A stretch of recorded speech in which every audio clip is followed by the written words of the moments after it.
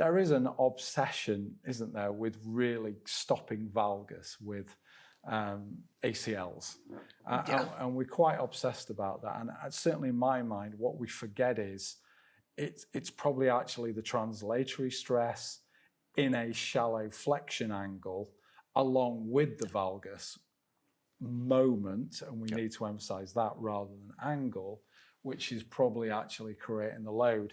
And if they do go into valgus in my head, but they're in a very deep flex position, the degree of stress on the ACL in my sort of simple mechanical brain is probably not that bad. So valgus is a problem, but it's probably when you do it in the range, and it's probably the level of load, which is as significant as you cannot ever go into knee valgus again. Yeah, I think I'll talk about this at a little bit later stage and probably for the return to sport testing, particularly around movement testing. But I think, firstly for me, like, we don't actually know that valgus is the reason we do get injured. So we've done lots of video analysis studies and we've shown valgus, but Bowden's opinion and some of the other people's opinion is maybe actually valgus actually happens after the ACL injury, and it's probably the valgus moment. But we know that the ACL is not the main restraint to valgus; it's the MCL. So if you go into, high levels of valgus and it's below, say, 90 degrees, you're not going to injure your ACL. You're probably going to do your MCL. Yeah, I mean, you could probably even say 50, 60 degrees in reality. Yeah, we're seeing injuries happen around 40 degrees. It's video analysis, but we've got the image max. But certainly your work with Francesca, that's very much when the leg is out to the side, isn't it? And we've got a very high knee abduction moment going on at the time. And I think that's the bit that I've really learned over all these video analysis studies we've done is I used to be very much thinking it was ACLs were a frontal plane issue. And I think there's definitely an element of frontal plane. But what we also know is their horizontal deceleration with a wide foot stance. And it's those two things. It's the high level of deceleration. And as you said already, like if your leg's out in front of you and your center of mass is way behind you and you're decelerating, the resultant force creates a massive knee moment. And the deceleration tasks is about 60% knee focus loading. And that's at about 3 to 4 times body mass that's directed to the knee. You couple that with a wide foot stance, you get a high CAM, knee abduction moment. I think it's a combination of high horizontal load, high vertical loading going through the knee, plus that high CAM that leads into it. I don't think valgus is the main cause, but I also do believe that these things, there's no clear answer that it's all knee load or it's all valgus. I think it's a combination of some of it. Like you still have some injuries that are really high knee load and low valgus, but then you have those injuries that are really high valgus and lower knee loads. I think it's a combination of different bits. I definitely agree. I think one of the things also to be aware of is we've just talked about high knee loads and deceleration-based tasks. Again, that translatory force is only really occurring at knee angles of less than 40 degrees.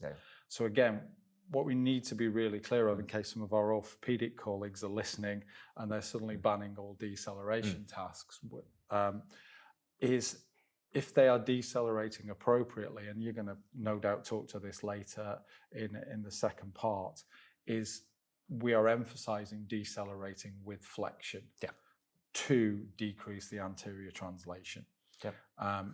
And then we are emphasizing knee alignment to decrease any valgus risk.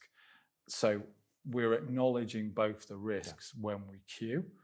We'd rather avoid it, but we've got a lot of athletes and patients into a state of absolute panic that if they go into a little bit of valgus, they're going to re-rupture their ACL graft. And I think that is generating so much fear within the population.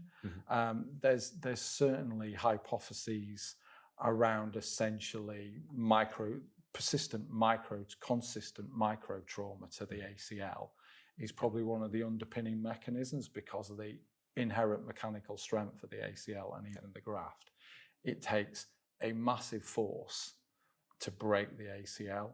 So it's probably going to break because we've applied a lot of micro trauma over a prolonged period of time. Yeah. So it's unlikely it's a single valgus event.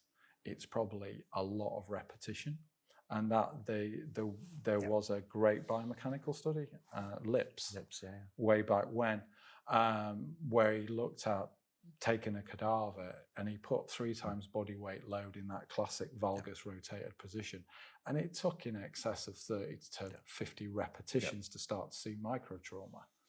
So yeah, that's great to give us confidence as a one-off. It's probably not so great if you're a mid-court netball player and you're playing 3 games in a weekend and you're constantly landing in valgus. So yeah, we still got to appreciate that. Yeah, definitely. Very theoretical, this stuff at the moment, though, isn't it? We need some load management research, and we need some risk factor stuff around that. But yeah, definitely, I think maybe a really high acute episode can injure the ACL, but most of the time we actually now looking at the video analysis studies, and sometimes I'm looking at the videos, I'm thinking, how did they injure their ACL like that? And they've done that task 25 times during the game. Yeah, and what I'm probably more and more, and we work to, is it's probably that repetitive load. But the other thing, and we're going way off piste, is probably the underpinning anatomy of the knee. So the tibial plateau angle, the notch width ratio. And again, I don't think we pay enough attention to that at the time of injury when we look at the MRI. Yeah. Because if they've got those underpinning anatomical predispositions, we've probably got to be a lot better at this frontal plane control and a lot better at their deceleration strategies than someone who has got decent underpinning anatomy. Definitely. And so I'll probably go to that. What we've now got is a series of videos which just look at a couple of different ways we might engage with starting to develop either the facilitation of gluteal muscle activity within squat, which is the first couple of videos, or just isolating the activity of those muscles in some more less functional, more on-mat based activities. So we'll roll through those videos just to give some ideas around how we might develop that frontal plane control stroke, bring a little bit of capacity enforced development within gluteal muscles. So if we're looking at working on our glute med or a hip abduction force, one of the best exercises which is easy for a patient to deliver is to do side plank. Now with side plank, obviously that's quite hard. So what we can do is we can take them through a series of progressions where we gradually increase the lever arm and so the intensity of contraction they're going to do. So our easiest one would be to position them with both legs in extension but the knees bent at 90. Make sure their pelvis is nicely rolled forward and then they lift up in the middle. And that would be our easiest task. We can then make that harder by straightening out the legs. Again, making sure they're in that extended position and again pushing up. If the patient's struggling with a little bit of balance or rotation with this, we can always split the legs so they've got a little bit more support to do it if they're really struggling to control rotation. And then our hardest progression would be to get them down onto the box, initially with the top leg bent out of the way, and then they would come up and hold, and then make the lever arm even longer and harder would finally to go there and hold.